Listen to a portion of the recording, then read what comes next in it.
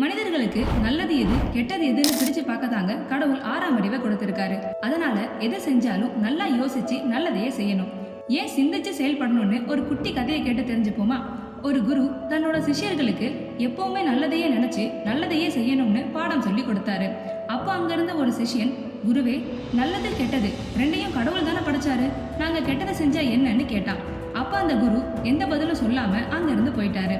அன்னைக்கு ராத்திரி தூங்க போறதுக்கு முன்னாடி எல்லாருக்கும் குடிக்க பால் கொடுக்க சொன்ன குரு கேள்வி கேட்ட அந்த சிஷ்யனுக்கு மட்டும் சாணத்தை கரைச்சி கொடுக்க சொன்னாரு. அதை பார்த்து ஆத்திரமான சிஷ்யன், எனக்கு மட்டும் ஏன் சாணத்தை கொடுத்தீங்கன்னு கோவமா கேட்டான். அதுக்கு அந்த குரு, ஏன்பா, பால் சாணம் இது ரெண்டுத்தையும் பசுதானே கொடுக்குது, ரெண்டுத்துல எது ஒண்ணு குடிச்சா என்னன்னு கேட்டாரு. அப்போதான் அந்த சிஷ்யனுக்கு தான் கேட்ட கேள்விக்கான பதில் புரிஞ்சுது. இந்த கதை சொல்ற மாதிரி தாங்க, எது சரி தப்புன்னு நம்ம அறிவை பயன்படுத்தி தெரிஞ்சுக்கணும்.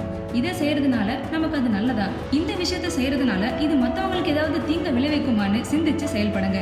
இதே மாதிரி ஒரு இன்ட்ரெஸ்டிங்கான வீடியோல பார்க்கலாம். டாடா.